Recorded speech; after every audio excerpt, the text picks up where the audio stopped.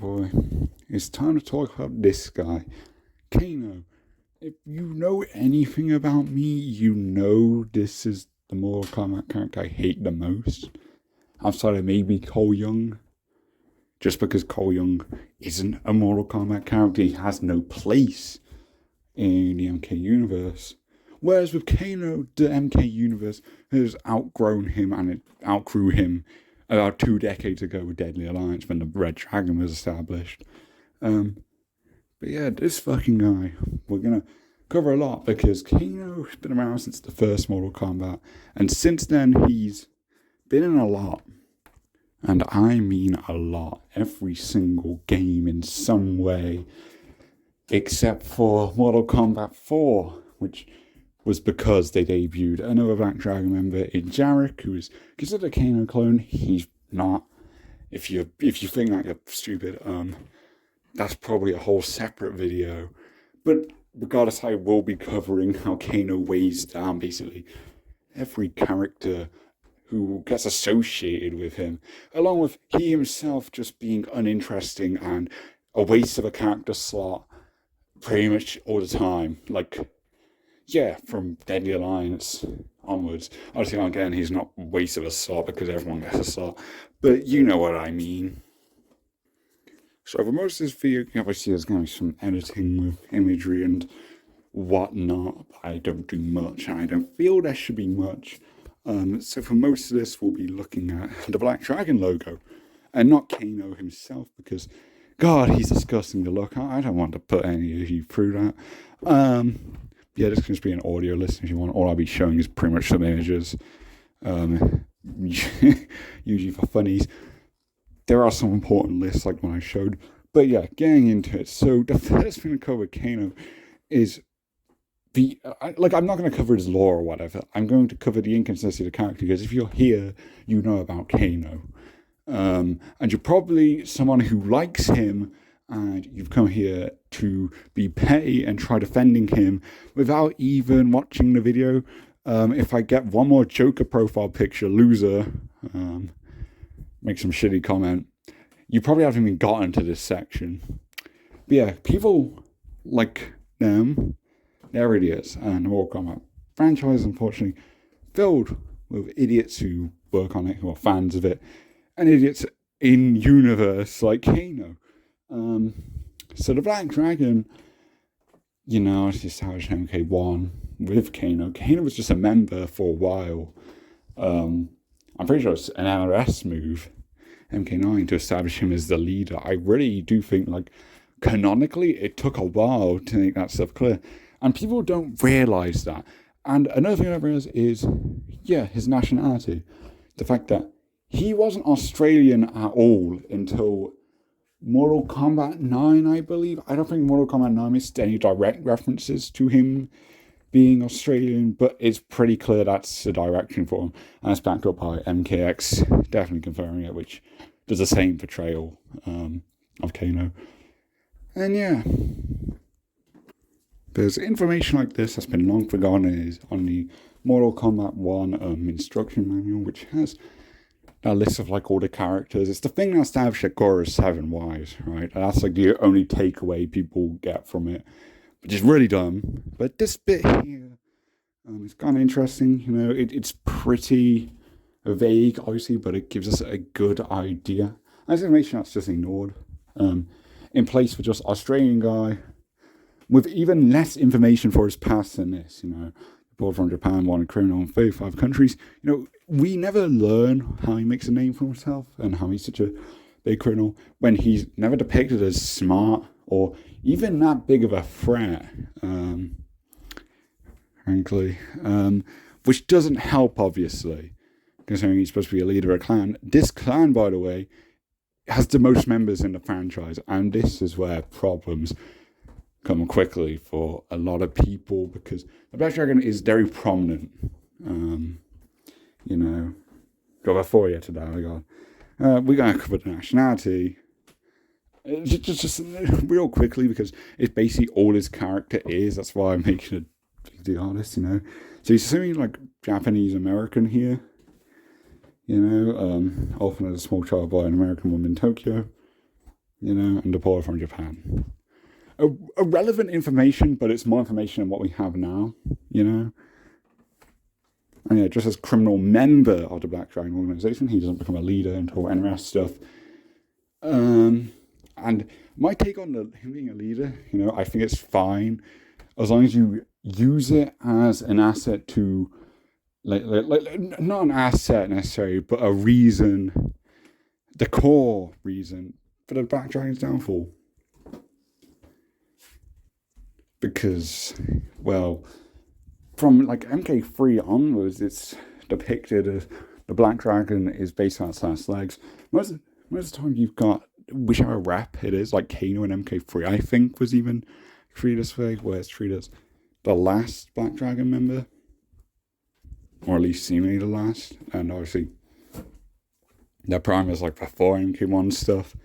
MK1, like, Kano's reason to be there was actually neat because there's like some treasure bearing like Shang Tsung's island in his palace. I think not buried treasure exactly, but yeah, that was a cool move from the Goda, and then obviously he's chased by like Sonya Blade.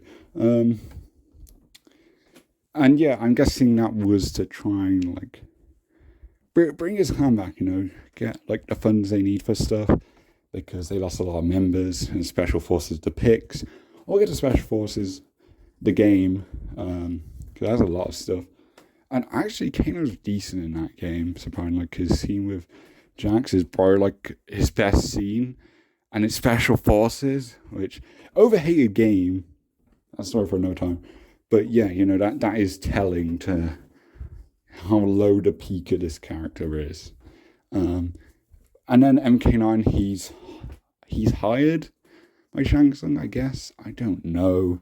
I don't think they properly explain it. They probably don't. It doesn't matter.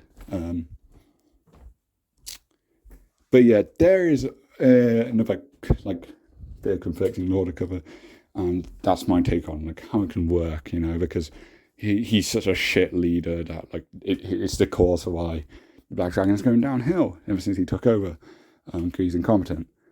And that's good. You don't need Kano to be a credible threat. That's not what I want from him. Snowblind completely misses the point with this King Kano bollocks. It's so dumb and so unbelievable. And it's not an idea that we can take from this movie and apply it to any games without being ridiculous. Like this is a specific, like, alternate universe bad idea that won't be used again. Like, the only thing we can take away from Snowblind Kano is his cybernetic arm sword thing. And like the other cybernetic things. Because that's the thing with Kano, right? Even as early as MK3, you see here, he had like this. They tried to like expand on like cybernetics, I guess. This ain't cybernetics, this is a metallic belt. Before it's just a brown belt. In MK1 art, it was like this, with a metallic belt with like this laser on it. And the laser does nothing, it's a cosmetic thing.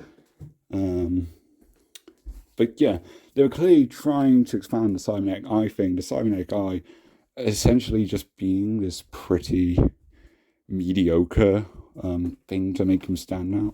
Like, it's an iconic thing, right? But it's not that meaningful. We just use it for some eye blasts and whatnot. And the cybernetic heart that Sue has is cool. We'll get to the whole cybernetic heart bullshit later. But yes, back to nationalities before we cover more inconsistencies again. But the point of that being that they seem to always want to like make this guy more cybernetic to make him more of a threat. You even got the MK11 cyborg skin for him. But the thing is, MK already has like cyborgs, the Cyber Initiative, the Cyber Link Way, and guys like Sector, Cyrex, and Smoke are actually cool characters. This guy ain't. But yes, next nationality thing is that he was from the UK. Presumably England, specifically, because his portrayal is him having a Cockney accent in a 1995 movie. Because this fella, the actor who portrayed him, was a British guy. Some misconception had come from this, like he was mistakenly seen as Australian. Now, this misconception is true on behalf of the fans. The fans keep thinking that he's Australian, or they think that the people working on it, they thought he was Australian.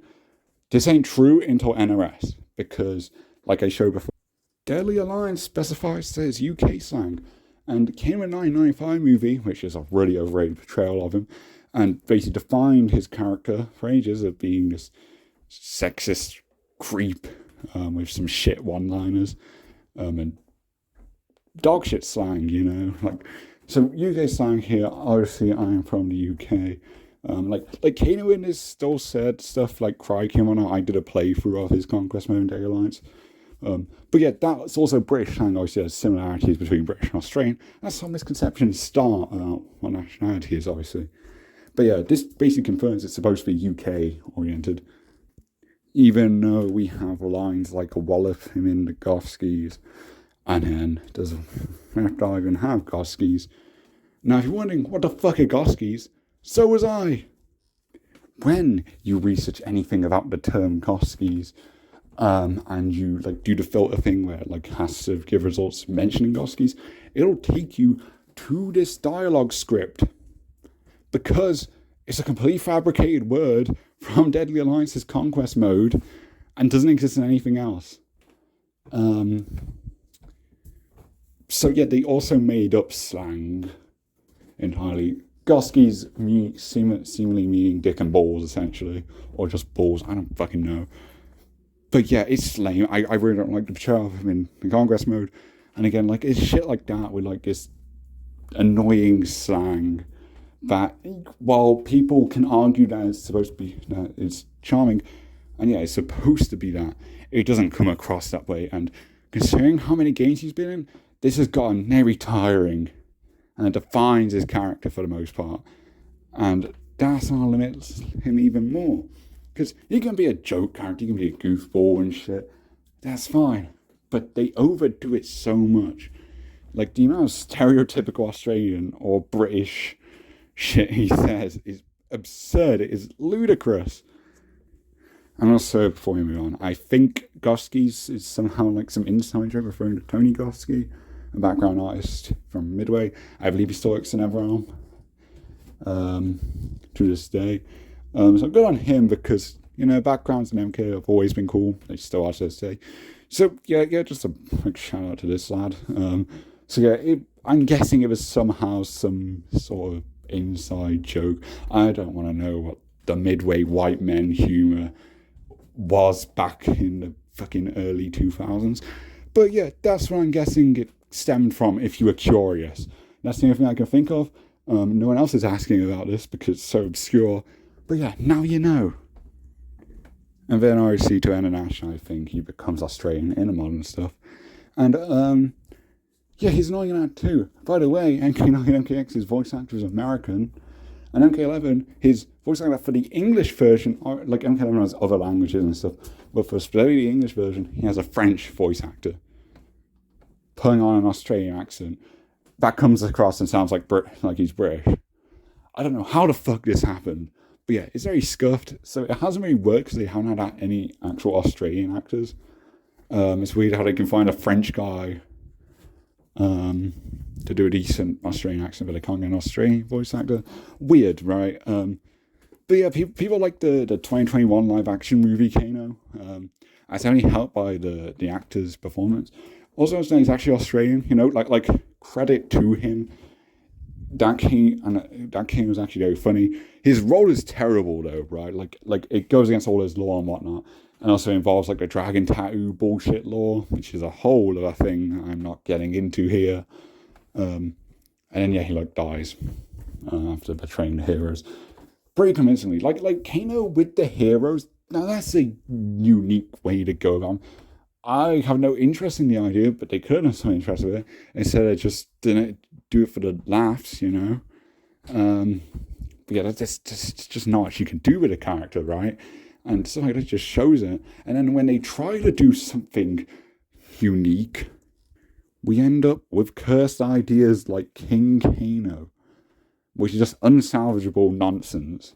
Like, objectively does not work, does not fit for the character. Snowblind will not do anything for Kano or the Black Dragon because they clearly don't understand the clan, because they're like these Mad Max thugs and not like this organized crime syndicate, you know. it's like some post-apocalyptic alternate universe shit.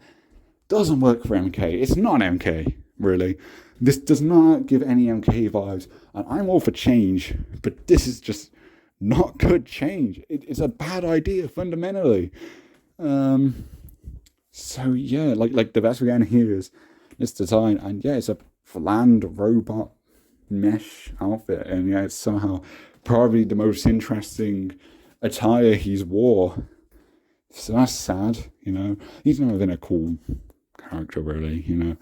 The cybernetic eyes, like, it's cool thing, but even it's just like this basic plain plate, looks really daft. Like, even in MK11 here, like the default one, they strip down kind of such like MKX. MKX's cybernetic eye is actually cool because it's bulky, it's got a lot of detail, a lot of layers, you know, it's attached part to the side of his head. It looks like an actual cybernetic thing. That's cool. But again, this is just like a visual gimmick to me. It doesn't have anything to do with character. And also, the explanation for how he gets it isn't really relevant. It's not even like a known thing. Also, like MK9 saying Jax did it. And probably some other stuff says, probably some other explanations through whatever obscure stuff. But yeah, it doesn't even matter, does it? Actually, when Jax and Kano's main rival with Sonny, you'd think Sonny would be the one to take his eye out, or whatever. It doesn't matter. It's like how Kano killing Sonny's partner. Doesn't matter. It's so relevant. But yeah, speaking of lasers, you look down here and, you know, like the laser belt thing I mentioned earlier, you know, MKX was like, hey, why don't we turn into like an actual like laser thing he uses in gameplay? Like, oh yeah, that's kind of neat, actually giving that a purpose. And then you see it and it's like, oh, that kind of reminds me of something, you know. I can't put my finger on it, but it just reminds me of something. I don't know what. I can't figure it out. I have no possible clue how they would have thought of giving this cybernetic circular red energy beam, put it like directly near his heart. You know, I don't know where that would come from. Do any of you guys know? I can't figure it out. Okay, seriously, it's Suhao. It's a direct rip-off from Suhao. And MKX is just kind of like just part of this belt for like this chest piece. Like, it's still that, you know, even though they made it very similar to Cybernetic Heart. But then MK11 gets fucked up and literally labels it Cybernetic Heart. Like, why? Why the fuck? None of these people are actually that interesting as well. None of them are anywhere near as cool as who has massive cybernetic heart, like this cool laser, and all the big like plating around it and shit, like the weird like target things on. It looks so cool for Suhao, right? And now, like I said, I wasn't really gonna dispute shit like how Jarek's apparently a Kano clone. Like, he's not, you know. Their only similarities are like a laser eye and being a Black Dragon member. That's literally it. Also, Jarek had the Kano ball in MK4. But that was just something they did, like, back then to like give iconic moves and like keep him around, even though they wanted to mix characters up. It had nothing to do with story, which is like the actual thing that matters when you try out clone characters. And again, Armageddon gave Jarek a unique moveset, and if they were to return, they get a very unique moveset anyway, because it's not like they reuse moves anymore in fighting games. Yeah, but yeah, Suhao is very relevant because yeah, this Sonic Heart thing, something completely stripped from Suhao was given to Kano, along with, and it's even worse when Kano's MK9 bio, Naya rips off like like Naya's like this heart ripped off, and now that I'm looking at it, I just realised, yeah, MK9 even like slowly beginning to make this laser belt look more and more like Sue's by making it circular. But also, look at the bio and compare it to Suhao's. They copied the military experiment stuff that disfigured him, and you know that's how he got the eye, I guess. I thought it was MK9 established that Jax took his eye. like, and I'm probably right with that. This is probably conflicting information. But yeah, this is his bio. And yeah, it's ridiculous. And yeah, also the idea of being in his backstory that he's a special forces, he infiltrated special forces. That's something that Su Hao does. That's like his established role as to what he was doing before Day Alliance. So yeah, they stole all of this from Su Hao. They stole his gimmick of the cybernetics, the heart in particular. They stole the reasoning of being a military experiment, which doesn't fit Kano at all. Kano being in the military, like, what? No, that's just not right. Ridiculous lore. But I didn't realize until I started researching this video. So yeah, I'm puzzled. That's how inconsistent this motherfucker is. Yeah. And then obviously there's the infiltrator stuff. Literally everything. Kano stole everything from Su Hao, and this dumbass fandom still has the goal to say that Su Hao is a Kano clone because, oh, red laser. What the fuck? You know, it's just shit like that. As a prime example of what I mean by anyone associated with Kano gets way down. Hell, Su Hao isn't even really associated with Kano. They don't really interact. They're on rival clans, but yeah, Su Hao's doing his own thing. He's made special forces associated. The fact that he's been like with the special forces this whole time is really cool, especially for when you want to do a reboot, because you can cram in like as early as MK1 being with the special forces, being a prominent member alongside Sonya and Jax, being friends with them, and then the inevitable betrayal, which anyone who isn't familiar with Su Hao's lore, which most people aren't, they'd be shocked by that. That'd be a good twist villain, you know? Or you can just bring him in later and you bring in that lore, and that's still cool. That's still a good way of doing it, like Deadly Alliance did.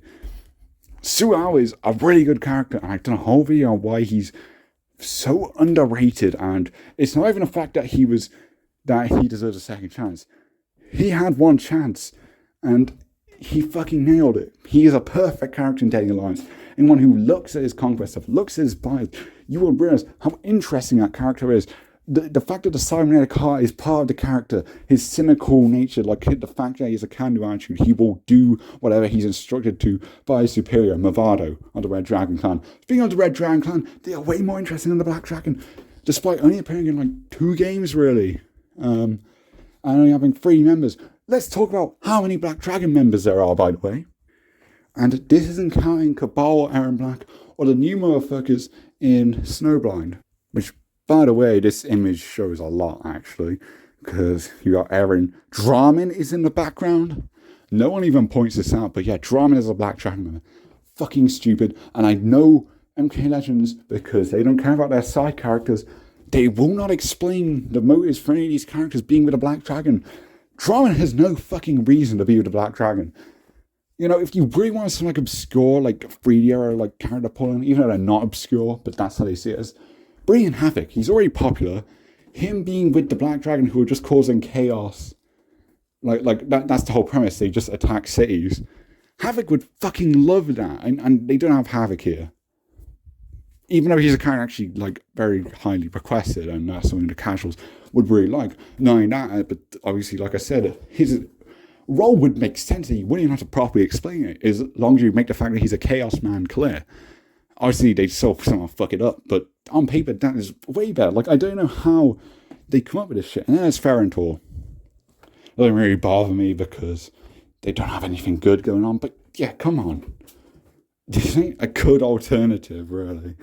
And then there's the fact that they keep bringing in Cabal, this character who already overcame the Black Dragon in his backstory lore from MK3, and now he's a vigilante, or MK9's version, which is still good, especially considering it's MK9, which is terrible, writing-wise and everything else, honestly, where he becomes a police officer and presumably strike help for him. That gives him a proper character connection, and yeah, that's really good. Either of those work. Perfect. But now Cabal's the inconsistent thing. Very nice inconsistent character. Kano is also up there as like shown in many ways. But yeah, right now, the lore is basically a reverse of his MK9 bio, where not only did he go from a criminal to a cop, he went from a cop to a criminal. Which, yeah, I don't think MK, especially not modern MK, should be trying to handle that sort of character type. And also, yeah, that's not Cabal. Nothing to do with Cabal there. So dumb. And yeah, he just looks stupid in this. Everyone looks stupid in this. Everyone looks somehow even more generic. You know, people like to say Cobra and Kira look generic. Well, this is what generic really is, you fucking idiots. But anyway, back to this. I was just going my exclusions and why they shouldn't count as Black Dragon, you know, but they'd rather include motherfuckers like Cabal and Eren retconning their reasoning to be in, and Kano, who was imprisoned, written off in MKX, but I guess broken out. They don't even state that he's broken out. He's just kind of around. They don't even care to give that simple exposition that Chronica showed up and busted him out. They don't do that. He just shows up. Super lame, super lazy, and very repetitive. Kano does not need to be in everything. You know, they had the opportunity to just make, you know, Jarek, who was the second in command, essentially, the leader at this point. You know, they were in the comics, Jarek and Tassie, and Tremor had debuted as MKX DLC. They honestly didn't do much for Tremor. You know, there's still not really a clear move as to why he's even with the Black Dragon.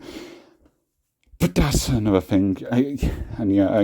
I guess working for Kano, like a big rock motherfucker, who could easily take his place if he wanted to, and clearly doesn't like Kano. You know, it's another weight on a character's shoulders because of Kano's association. But yeah, heard a character from the games. You got Jarek, has No Face, Tremor, Cobra, Kira, Quinn. Quinn is a special forces character. He is. There were a lot of bosses characters that were meant to happen, but they only chose to set through a few. I'll get to those. But Quinn I've still listed here because he's still in Special Forces. He made it to the final game. But he's just like a random enemy that shows up, but it's a unique character model. It's interesting. So yeah. And then there's the Doctor, known as Dr. Rockbang in the MK novel,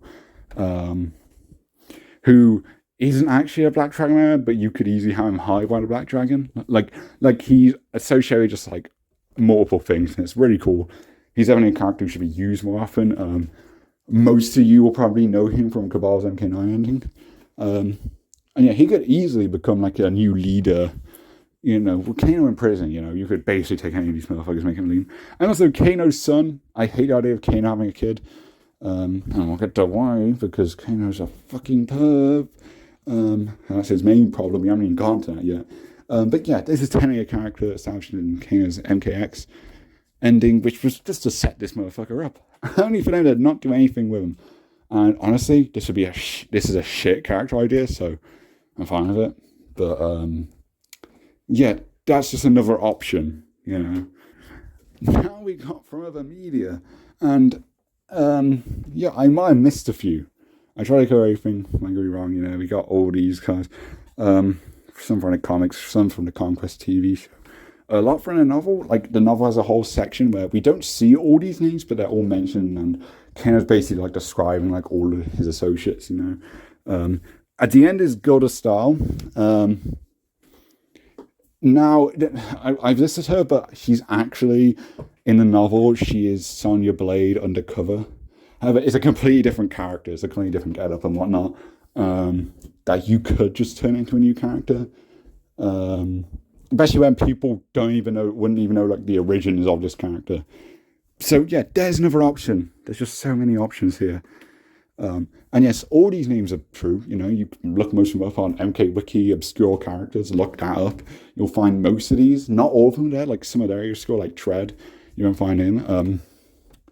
He was in the same comics as Rojack, though. But yeah, it just shows a lot of these characters. Most of them are minor, you know. But yeah, it is shocking that they can't even use any. Like, they gave Tremor a shot, at least, as DLC. But it's something, you know. But it just shows how many characters there are. And yeah, when you go back to this, we see that there's only Jarek, Tremor, Cobra, and Kira who have been playable, and that's just one appearances, excluding Armageddon. Like, that is ridiculous. Meanwhile, Kano has been playable in the majority of MK games. Like, basically everything except MK4, Deception, and MK2. Like, how the fuck? And again, like, I'm not gonna try and argue this now, but please research the bios of, like, whatever lore, like, Cobra, Kira, Jarek, and whatnot, because they're more interesting characters than Kano. Or at least less flawed, even if you don't agree with that. You have to agree that Kano is objectively way more butch than all these characters, even if it is by default how many appearances he's had. And it's time for one of these guys to get a shot, and so that we can finally get more fan favorite characters instead of people hating them for no reason. You know? But back to the list, we're talking about cut content. Special Forces had a lot of cut content. There's a whole PDF thing my friend CDR showed me a while ago, and I finally looked at it. There's a lot, and you know, we got so many, like No Neck, and I'll show some of them, because there's actually like character models for them all. They might even be like Quinn, where they're just random enemies in the game, but I don't think they are. But they could be, and you might be saying, well, they're not characters then, they're just character designs. Well, so was Tremor, and guess what? People loved him finding a generic classic ninja palette swap deal, so much so they end up getting into a game, and a lot of these guys have very unique looks. Check them out. Look at this. You just got a good, interesting selection of stuff. I know for just a few examples. Here's a couple of ones, and yes, Surgeon is actually like an individual here. Or maybe an enemy type, I guess, but yeah, again, you could turn into your own character, you know. Be creative for fucking once, guys. God, yeah. So those are 32 names for Black Dragon potential reps, who would make a lot more sense than characters like Draman, Farah, Tor, Aaron Black. Aaron Black's the only reason to be with a Black Dragon, and he's already a boring-ass character. I did a whole video covering him. The only reason he's Black Dragon is because he uses guns. There's no other motive. He's a mercenary who uses guns, right? Very boring, you know. And again, being associated with Kano ain't gonna help you, you know. I've actually read most of these guys as treated as Kano loyalists, except like Tremor and MKX and Dialogue. Like, Tremor doesn't really take shit from Kano. But again, Tremor, he could just leave.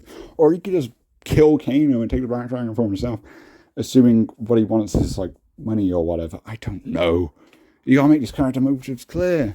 But yeah, when there's so many characters under the leadership of this fucking clown, then I have a lot of questions, you know, and you're just way down from association. Because again, unless you're telling the story that Kano is corrupted this clan, is the cause for its downfall and needs to be replaced, and divides the clan or whatever. Characters have their opinions on him, you know. Like No Face, he's a crazy motherfucker. He could support Kano and whatnot. He can be like the Kano loyalist and whatnot. Whereas Jarek and Tasia are more logical and are like, hey, no, this guy's fucking with our clan. Tremor 2, as you see in MKX. That's what I do in my fanfic Mortal Kombat Reborn. It's not hard. If they want to do a movie focusing on the Black Dragon, then focus on them. Give these characters characterization. They won't. They'll just make them generic Mad Max grunts, which is not what the Black Dragon is at all. So anyone supporting that movie, defending the changes, change for the sake of change is bad. And I'm all for change. Kano needs drastic changes, you know. So much. Because he is a flawed character. And then we look at some of those connections. Obviously, we covered the Black Dragon, and we've covered Su Hao. There's also Movado, who Kano beats up in the MKX comics, and it's really dumb. They try to make Kano look like a badass against Red Dragon. Like, no. the interesting part with the Black and Red Dragon conflict is that it's cat and mouse. Red Dragon are hunting the Black Dragon. The Red Dragon are infinitely more unique and objectively more important to the MK universe. Their leader is a fucking demigod, for fuck's sake. Kano cannot match up to that. No fucking way. They have higher tech. They're more organized. They have greater numbers. They have just everything. They surpass them in every way. And yet they're underutilized, whereas the Black Dragon continues to be used, but never evolves.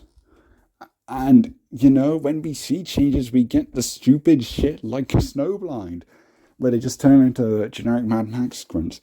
That's not evolving the faction. That is just a dumb change that continues to worsen their state.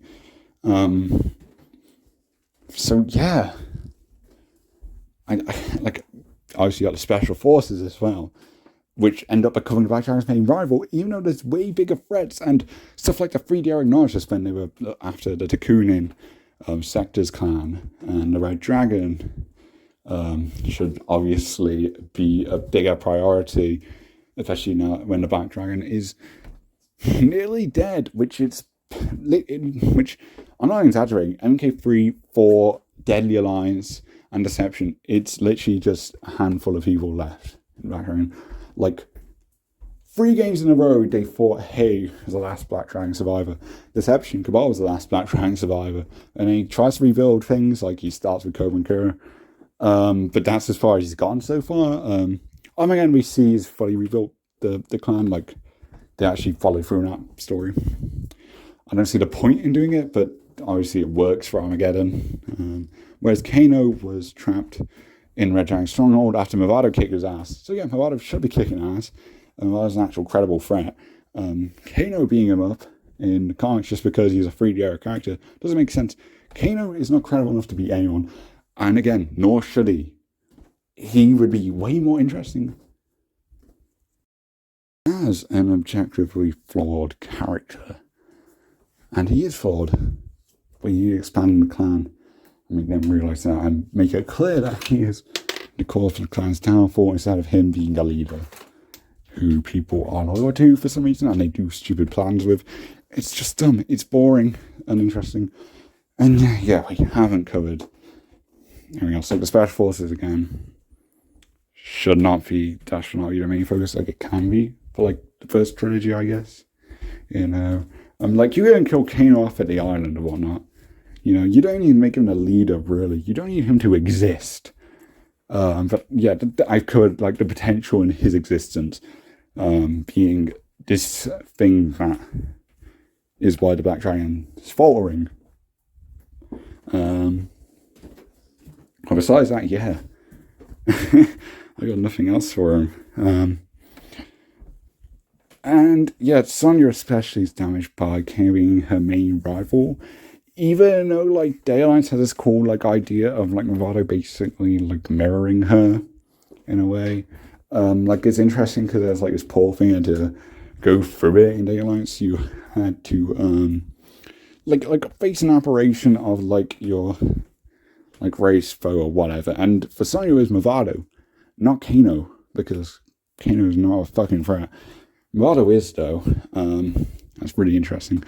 And then they try to do some like neat stuff, and it is initially neat, but it's there are other scenes that detract from it, and again damage Sonya. Like Sonya, nearly strangles Kano to death, and MKX and John's like, "Hey, no, we should just arrest him." And do that, and that writes Kano out. Right, that's a great ending for him. But Kano breaks on MK11, and present Sonya, she fucking blows up this castle, this stronghold, whatever, with a bunch of demons, You know how, like, Serena is a demon? And was helping the Special Forces in the last game. And was also a member of the villain side, but changed. But no. We've got to treat the demons as generic, like, evil, like, monster threats. And there's other examples there. I'm just gunning through Black Dragon goons and whatnot. There's just so many other examples. But I'm thinking of, say, like the present side of things. And yeah, I guess with demons it's less noticeable. But yeah, Serena exists. Serena exists in the Irish Kings. Again, as an ally of the special forces, so there's no real defense. But so you're blowing up this whole castle full of demon soldiers. And again, like that intro, like that first chapter from MK11, the Revenants weren't actually doing anything. Raiden was just suspicious as fuck of them because Dark Raiden, he is insane. He is like constantly paranoid. You know. But no, we can't have Sonya sacrifice herself for no reason. Like, fuck off. So yeah, there's an example. But there's other examples like, and I'm not even going to show this because it's fucking Battlegrounds, the worst piece of MK media of all time, where Sonya snaps the neck of Outworld hero Lee May for no reason. Do I need to say more? Like that's objectively terrible, right? But yeah, MK Legends, that's a whole other thing. But yeah, fucking hell, fix Sonya, please.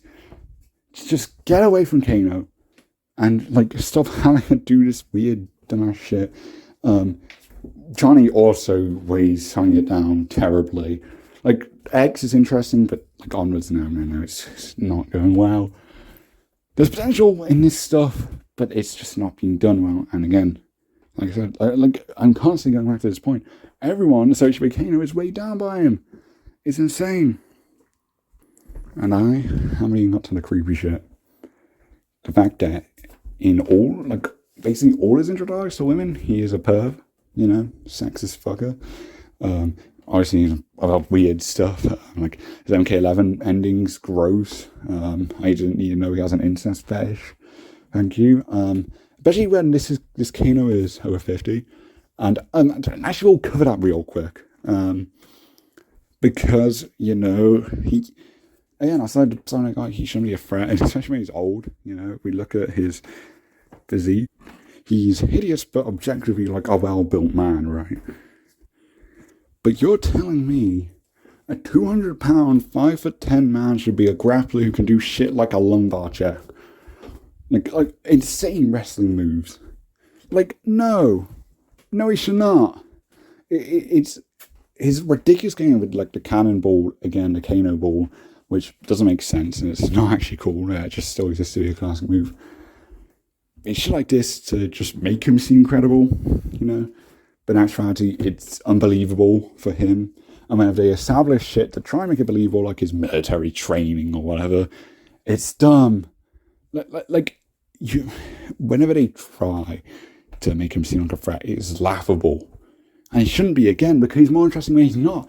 But MK's solution in their heads, even though they never execute it well, even if this is their goal, is to try and make the villains seem credible and think them being threats automatically makes them well written, like that automatically fix all their problems. They tried it with Shao Kahn in Aftermath because they gave him a chapter, and it worked because this dumbass fickle fandom is like, oh my god, he won fight.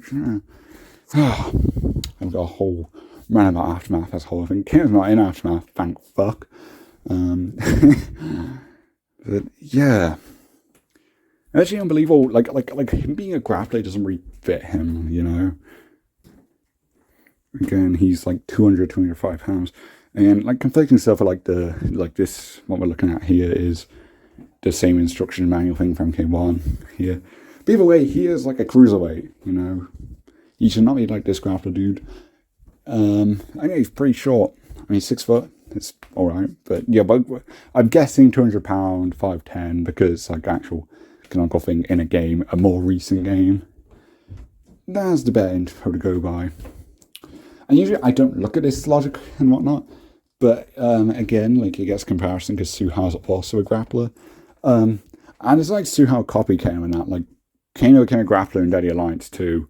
That was the game to actually have grappler characters, you know, and Jack was the third grappler. And yeah, Jack and Suha seem way more credible than Kano's grapplers. And obviously the Shokan do too and whatnot, you know. Every other character who's been a grappler in MK fits more than Kano. So yeah, I just wanted to point that out.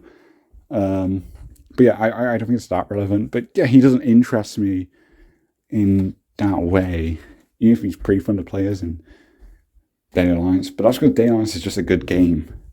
You know, we look at like specific aspects about him. Aspects. And like his weapons, they're just butterfly knives. And they play the same as Su Hao's. Some moon blades, which again brings back similarities to him. But again, Su Hao's sun blades, some moon blades, I mean. They're really fucking cool. They're completely original weapon ideas. They're much more unique than butterfly knives, obviously. They have a whole paragraph of lore which specifically covers like what they're all about and why they're suitable for Su Hao. Everything about Su Hao's character is like well thought of and specifically made for him to suit him. But no, he's a Kano clone, right? Yeah, great logic, guys. But yeah, that was a side tangent I got on because, yeah, he's over 50, so him being a master creep is made even worse by that. And again, like as young as he's mid-30s. And yeah, like this, and that info is still like canonical because in MK11 obviously they mention that he's over 50 and still a ripper. Oh, shit line. But yeah, yeah, it leads to some gross stuff. Again, I'm not going to show examples. I'm not going to read out any examples. If you know, you know. If you don't, and you think I'm bullshitting, go to his MKX, intro dogs, and it's sexist, perverted garbage. And this already boring, bland, inconsistent, annoying character, he just needed to be a creep as a cherry on top. And I will show you one thing, though. I'm not reading this out. But yeah, borderline pedophilia. And this is a character you people like. And then, and the comics have the goal to follow that up with Kano trying to seem cool. Because again, they try to do that with these comics. While also, again, having him say this. Yeah. So, you can't defend this, right? And yeah, if you write him as just like some silly goober, and you ignore the predator shit, then yeah, he can be fine. But at the end of the day, at his best, he is just a fine character. And at his worst, he is the very worst Mortal Kombat character. He doesn't offer much, and while he can for like suggestions I've made, I'd much rather he get cut. And frankly, killing him off sooner than later in a timeline, in a story, it just makes sense. Because he is an active plague on this franchise, and he needs to take a fucking break. Stop putting him in everything, please. But thank you for watching this video, everyone. I think I've covered everything. And yeah, please don't leave me dumbass comments. Please, well, no point saying it now. So yeah, just thanks for watching, everyone. I've got some more videos coming soon, you know, trying to continue more series. Obviously, this is just a one-off MK-related commentary. But yeah, I hope you all enjoyed it. And yeah, see ya. Bye.